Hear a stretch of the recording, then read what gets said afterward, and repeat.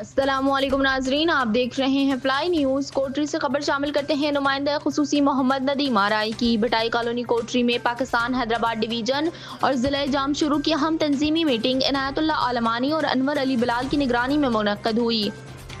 Meeting میں مولا محمد لغاری کو ڈسٹرکٹ صدر NPC-IHA پاکستان ڈسٹرکٹ جام شورو اور حکیم شرف الدین سومرو کو ڈسٹرکٹ جنرل سیکرٹری جام شورو نامزد کیا گیا اور متفقہ رائے سے فقیر حق نواز چانڈیو صاحب کو ڈویژنل وائس چیئرمین حیدرآباد اور رفیق احمد کھوزو کو divisional vice president Hyderabad division نامزد کیا گیا، جس کے بعد تنظیمی اراکین صوبائی صدر اعظم دستی، divisional chairman Muhammad Nawaz, divisional صدر Muhammad Sachal Berlo, divisional senior نائب صدر انور علی بلال، ڈویژنل انفارمیشن سیکرٹری عنایت اللہ عالمانی، جام محمد قاسم لاکھو، ضلع جام شروع کے چیئرمین منٹھار علی انصاری، ضلع جام شروع کے جنرل سیکرٹری فقیر حق نواز چانڈیو نے سائیں ڈنو کلہوڑو سے ان کے چچا کے انتقال پر تعزیت کی اور مرحوم کی بخشش کے لیے دعا کی۔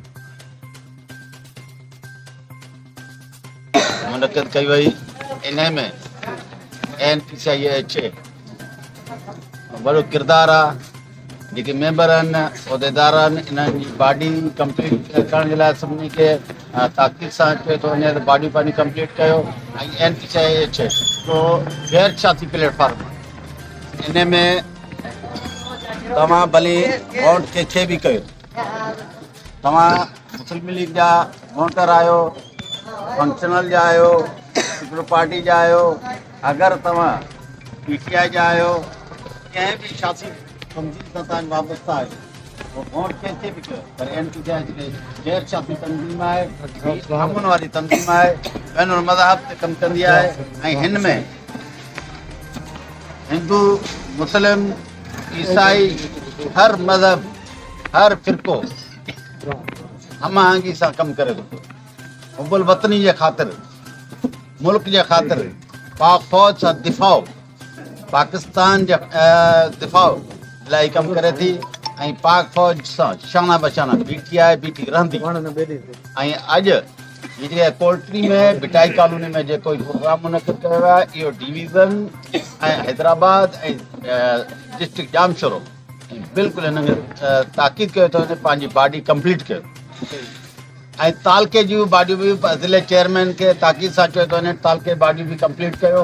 ऐं NPC-IHA जे प्लेटफॉर्म खे तमामु फॉलो कयो।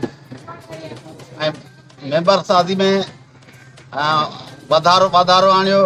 हर माण्हू उहिदेदार, 20 उहिदेदारनि हर हिकु यूनिट में 20 उहिदेदारनि, 20 उहिदेदारनि लाइ हिकिड़ो ॿ माण्हू वठी अचनि त केतिरो प्रोग्राम थींदो।